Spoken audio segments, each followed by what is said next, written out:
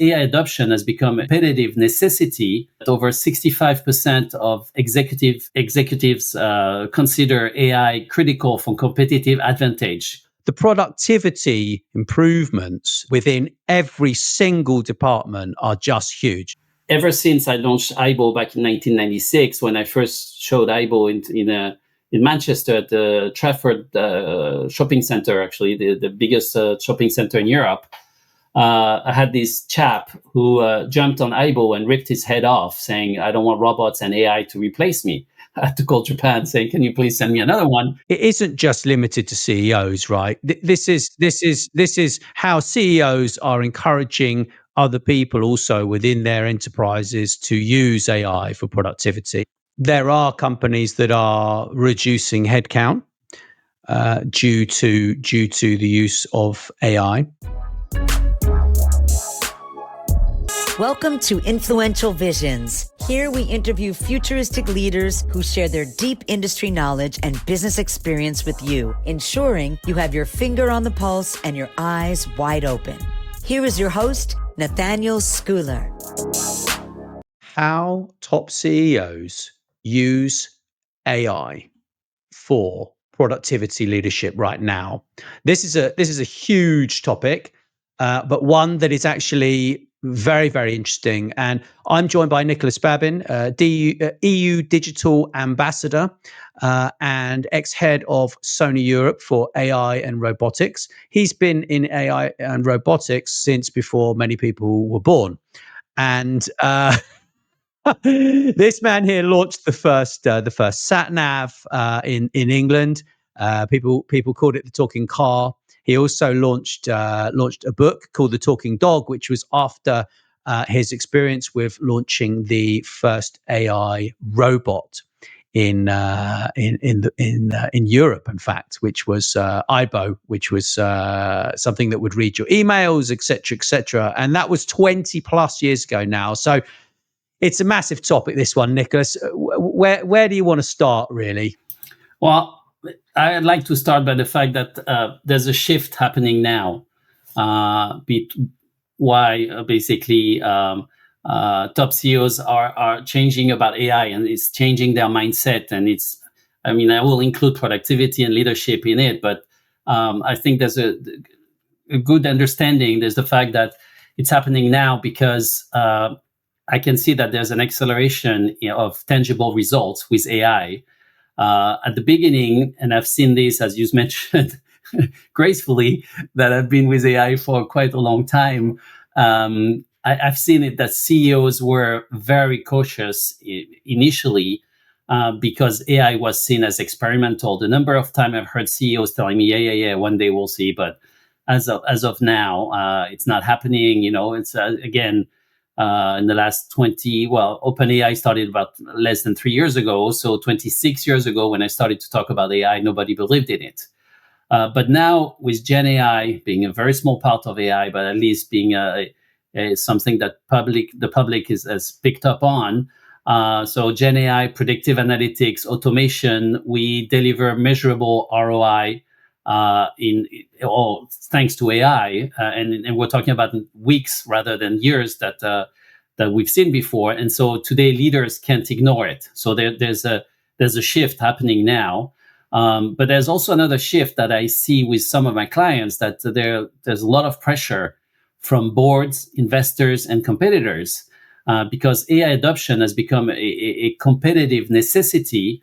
And I had read, I think it was last week or the week before, a report from McKinsey that showed that over 65% of executives consider AI critical for competitive advantage, compared to 20% in 2020, and we're talking about like 1% before 2020. So that's another thing. So you have the acceleration of tangible results, you have the pressure from boards.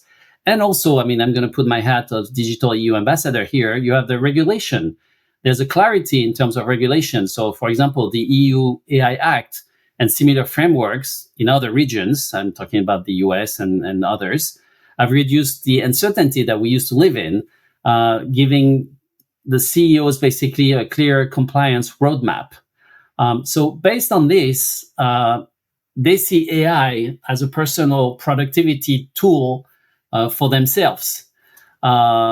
It's like they're using AI as a cognitive assistant, if I could mention it. They summarize reports. AI summarizes reports for them.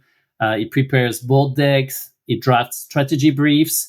I had read an interview from Satya Nadella, the Microsoft CEO, that had publicly shared how he used Copilot to accelerate decision prep by digesting complex reports in minutes instead of hours. And when you're a CEO, obviously, you know that time is of the essence. And so that was really interesting. So they realized that using AI for productivity leadership, it frees them more time on high value leadership that basically is needed from them, like the vision, like the culture, like the stakeholder engagement. So that basically is something that's happening now. And I find it quite interesting to see that because they are picking up on it, then all the teams below them, if I can, below is not derogative in any way, shape, or form. But what I'm saying is, like, people working with them realize that actually they do need to change, and that's why it's happening as we speak. Yeah, I mean it's absolutely massive. I mean, look, I just got the MIT technology review that just arrived in my mailbox. They felt, unfortunately, my postbox isn't good, so I had to unfold it, right? But it says, "Are we ready for AI agents?" Right? I mean, the thing is, AI agents, you can call them AI agents, but agents in terms of chatbots is a separate thing. An AI agent is not an AI chatbot. It could be an AI chatbot, but it's not. An AI agent is something that can do specific tasks that you can bolt together with your existing workflows, right? So it could be a calendar scheduler that then plugs into a chatbot. It could there can be so many of these that it can just be quite insane. I mean, for example, say you're the CEO or board member, and you have many different roles in many organizations.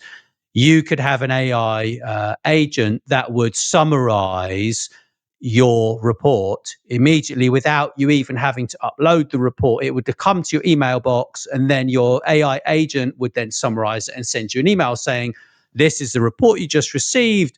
These are the key financials that are there, etc., etc." And if you want to read it, you can, but it's going to take you 20 minutes because it's 50 pages, etc. And actually, you probably don't need to, because this is just the executive summary information that we know you read every time you get a report. So, as one example, right? So the productivity improvements, as we've been talking about within every single department, are just huge. In particular, innovation. We've got an innovation interview coming along with a specialist in innovation in the next. I may have just actually streamed that by the time this becomes live, but when you look back here at this image on my wall over the other side here, this was created by AI. This was in Wimbledon. I don't know exactly the year. I would say it's how many years ago? It was 2018. So in 2018, Wimbledon created an image, IBM created an image that is a tennis court, but it isn't actually a picture. It's actually, I think, 1,800 or 1,200 pictures. And now we've accelerated to the stage of being able to create imagery very quickly. So many things can be done now that, every day there's something new, right? I mean, it's quite bizarre. No, you're absolutely right, and that's exactly to my point. As I said, reports that, and as you just mentioned, complex reports that would take hours, like literally like half a day or whatever to read. Now it's done in minutes. And we're talking also about using AI for smarter decision making. For example, you can rely, if you're CEO, you can rely on AI-driven real-time dashboards that will basically aggregate market, operational, financial, human resources type of data. So you're basically, your leadership will be shifting from like reactive to proactive, because you'll be able to identify risk, competitive threats, opportunities before your quarterly reviews and before even they could appear. So I've seen, like, as you probably know, I was a co-founder of a company in retail business, like tea, coffee, and chocolate. We were roasting beans, and it was a very successful one of my venture that was extremely successful. And with on maxicoffee.com. And so basically, we started to use AI-powered demand forecasting, especially because of green beans being made, out of Africa and countries where it was never very clear. So we had AI-powered demand forecasting to adapt supply chain instantly, and so we were able to reduce waste, reduce cost, and adapt our price, which was, a fantastic example. Which is a fantastic example of how AI-driven data can help any CEOs to optimize their leadership skills. 100%, 100%. So in terms of AI for productivity leadership right now, it isn't just limited to CEOs, right? This is how CEOs are encouraging other people also within their enterprises to use AI for productivity, and that goes across the entire business landscape, right? From marketers to comms professionals to supply chain, But these things are not new. It's just that there are more companies that actually want to use them right now. Is that fair to say? That's very fair to say. And to your point, you find it anywhere within the company. You find it in sales, you find it in marketing, you find it in finance, HR, leadership, obviously, supply chain, anywhere. I mean, in communication, for example, as you know, it's a little bit of my background because I was head of communication for Sony Europe for many years. I see more and more head of communications tailor their own communication for different audiences using AI, leveraging AI-driven data, so you can change and tailor your communication for employees, investors, customers, anything basically. You can help stimulate, if I can say, stimulate stakeholder reactions to some strategic moves, which will allow you to redefine your messages for clarity and impact. I mean, it's anywhere basically. You can. It's unbelievable where coming from the CEO obviously will help, because then it will be like the example that you want to follow if your CEO is using AI for all this. However, I've seen many companies where actually heads of departments were starting to use AI-driven algorithms or data, and the CEO is thinking, well, why not me? why are my teams using them and I'm not yet? And so it's a two-way street, and that's why it's really nice to see how it can work. But to your point, absolutely everybody within a company today, there's not an area where AI cannot be used, and that's why it's unbelievable. It's everybody saving time, is optimizing their productivity, and it's augmenting human capacity to work in various environments, which is something we are not used to, basically. And that's why it's a change of mindset, basically. Yeah, it's absolutely huge, really. But obviously, there are companies that are reducing headcount due to the use of AI. But I do think that there are many opportunities out there to change jobs, to move into being more involved with AI. There are masses and masses of jobs from what I've been seeing out there, and it really can be such a great tool for productivity in many ways. What sort of things are you seeing that are really quite exciting for you in that department right now, Nick? Well, to me, I think you just touched on it. It's the human factor that's really, really exciting. Is because ever since I launched Aibo back in 1996, when I first showed Aibo in Manchester at the Trafford shopping center, actually the biggest shopping center in Europe. I had this chap who jumped on Aibo and ripped his head off, saying, "I don't want robots and AI to replace me." No way. And so I've been extremely careful about this. I mean, it's a true story, which was, at the time, Aibo cost like about $3,000, $4,000. It was a prototype. I had to call Japan saying, "Can you please send me another one? Because my Aibo has been killed." So this human this human factor is actually extremely important, and I think that's the most exciting point here, is because I think CEOs and head of departments have realized now that AI is not just about replacing jobs; it's about augmenting human capabilities, as I mentioned just before. So all leaders that I see embracing AI most effectively are the ones who align AI with the company's mission, values, and culture, and that's why it's so important. It's frankly, I would like to push it to say that AI literacy is now becoming a C-suite skill, where CEOs are getting personally involved, but also where you see CTOs, CDOs, CMOs, CSOs, all the C levels using it, and that's why it's so interesting. I have seen hype cycles before. Obviously, I'm not. I'm not a young rabbit anymore, as you would translate it from the French expression. So I've seen hype cycles. In 1999, when we launched Aibo, it was full of promise, but it definitely lacked maturity, lacked technology compared to what we have today. But what we have today is not only about the technology, but it's about the CEO mindset. They really see AI not as an experiment anymore, but as a strategic necessity. And all these C-level guys, ladies, they are leading. They are definitely leading from the front. It's basically, I would like to say that AI has crossed from potential to proven, even though we're not there yet. So I'm being very careful about what I'm saying here. But we're basically, we've moved from technical curiosity to strategic imperative.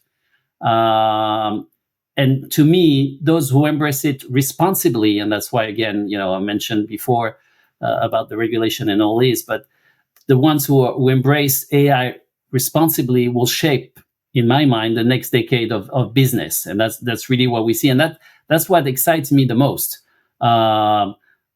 We see it in organizational productivity, culture. It's removing friction so employees can focus on innovation, customer experience, growth. I mean, it's all these, to me, is really the exciting part of using AI today. Yeah, I agree. I think the human element is fantastically interesting. When you look back at the sort of gadgets, the kind of gadgets that we had 3, 4, 5 years ago in terms of communications, and how they sort of progressed and then became something that is actually crucially important to communicating within businesses, because now we can actually understand way more about how people like to be communicated to, in what ways they like to receive information, and then we can tailor that information excuse me, very quickly. But also, we make the decision as to how that actually is sent. I mean, look, I just wrote part of a report on the AI Act the past few days, and oh, cool, cool, yeah, yeah. Thank you. But the thing is that it took ages. It literally took hours. Yeah, because that's what I do. Like, I write. Yeah, so it took hours. Sure, I got AI to write me some stuff, but I wasn't happy with it at all. Yeah, and it was but it was really useful to actually summarize, because I'm in the process of writing something else for these guys, and it was really useful to have AI to summarize the report that they sent me, so that I could actually write something which was valuable to put inside the report. Because reading these reports, 30-page report, unless you have to, and it's not something that you really need to do, I don't think. unless you're actually within that particular department that means that you're in the legal department or you're the CEO. You don't need to go into that and read that report from start to finish, because it's frankly not good use of your time. However, the message that you want to get across based upon your expertise and experience and knowledge has to be extremely high quality and backed up by things that instead of taking a report, writing something using AI, and then pushing go, which is like suicide. Yeah, it's like suicide, because someone's going to come and ask you all sorts of questions. And then if you don't know anything about what you've just written about, you're in probably some deep trouble, in my personal opinion, because it's going to cost you time and effort working out what you're going to actually say to the person. Yes, absolutely. No, I couldn't agree more. I mean, it's the difference between using AI as a reactive tool, basically, and using AI in a strategic ways to make you save time, but also make you optimize your productivity. And that's really is the difference between people who are the new experts, as I would call, because suddenly, it's so frustrating for me. I have to be completely transparent on this. For 26 years, I've been preaching about AI. For 26 years, people have been like, yeah. Thank you very much. Yeah. One day. And, and I've never called myself an expert, because I'm not. But I call you an expert. well, now you have experts everywhere about AI. And actually, what you realize that experts, or they have know-how in a tool, which is great. But basically, what's behind the tool and what makes the tool so special, you have very few people who understand. So it's again, LLMs are a part of AI, but it's nothing compared to NLPs. It's nothing compared to the machine intelligence. I mean, there's so many layers of AI that needs to be taken care of and needs to be understood in order to really fully understand AI. And that's why it's I think it's important today that at least you start somewhere, and you can start with these LLMs and the GPTs and GPT-4 for ChatGPT, Copilot, Gemini, Claude.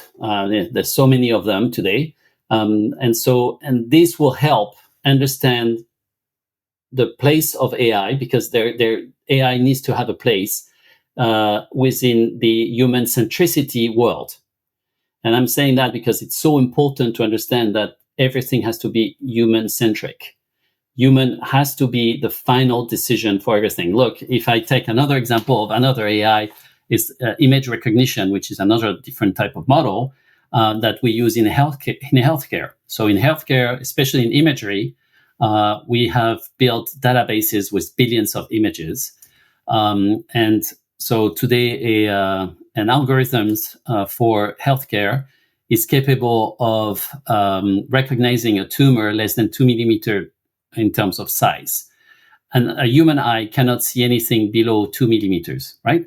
So you're finding yourself with databases that have been built and trained and that are helping a doctor to be more productive, because he's going to see faster, and he's going to see something that his own eyes can't see, but that the algorithm is telling him, hang on, there is something there. But it's going to be so small, it's going to be taken so early on that the doctor can make the right decision and cure, or at least help with the cure of the patient. And this is essential.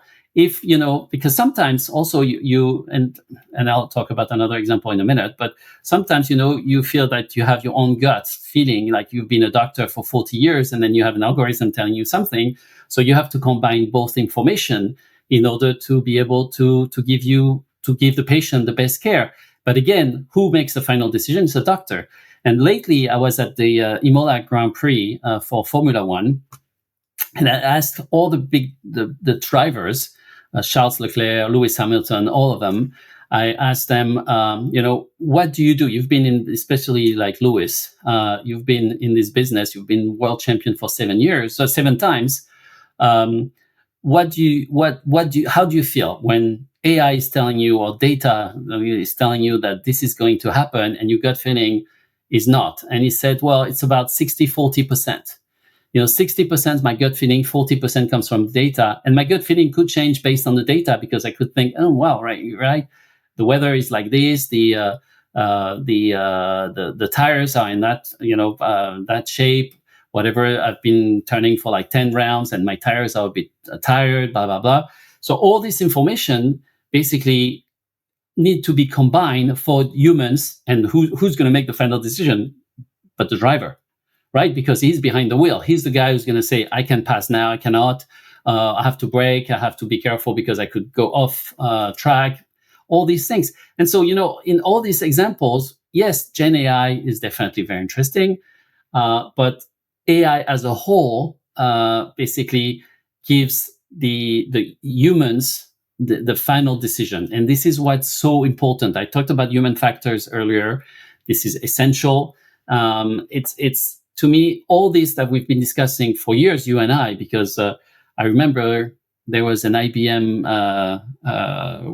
project you and I did called A Journey to AI.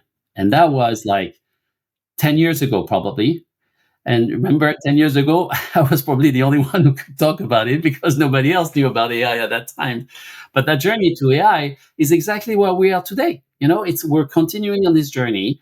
But please, let's not forget, and I'm talking about to the CEOs, to the C-level execs here, do not forget the human factor, because it will be a disaster for your company. It will be a disaster for humanity as well, if you don't let human centricity being at the core of everything. Yeah, 100%. And I think also that, that comes down to the leadership as well, right? Like in a massive way. And what I mean by that is, if, for example, you've got one tool that you're using within the business that is really helping a specific department in a specific way, that department should be sharing what it's doing with that tool with the other departments. So then you can actually roll that out within the rest of the business. Otherwise, you're just creating a silo of a speedy productivity loop, which just exists in that particular silo instead of the whole business, right? So, I mean, I think there's so much that can be done with this, but it is definitely all about being human, and it's about continuing to have your eyes open, to see what's out there, to monitor the competition, obviously with one eye over there, maybe check that out, but also to actually run reports. I mean, some of the reports that I've been running using Gemini is unbelievable. The amount of information, any topic that you want to learn about. And as a CEO, right, you should be encouraging your team members to go and create reports. It takes 10 minutes, sometimes half an hour to run a report, but that report contains so much information. You can get to the bottom of any specific topic in the world right now within an hour. You will know more than 98% of people within 1 hour of that specific topic. So you don't need to be a specialist anymore. You can be a generalist. You can actually be that person that has a little bit of knowledge around everything. Doesn't mean you have to actually go into that specific role, but it means you understand how to run those people and how to communicate with them better, right? In my opinion. Well, it's I'm shaking my head because it's always a meeting of the minds, Nicholas. I always enjoy talking with you, and we wouldn't do it otherwise, would we? At the end of the day, we no, no.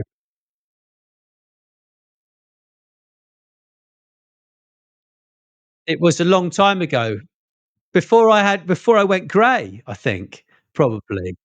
Ah.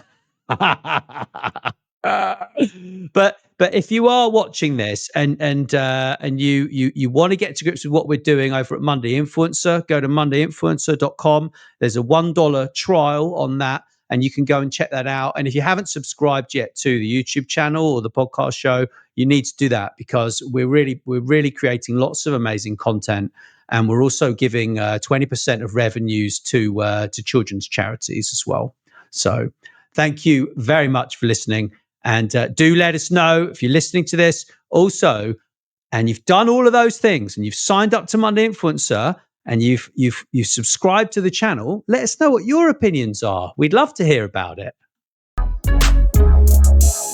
Thanks very much for listening to Influential Visions. Please make sure you share this episode with your friends and business connections. And don't forget to drop us a review wherever you listen. Thanks.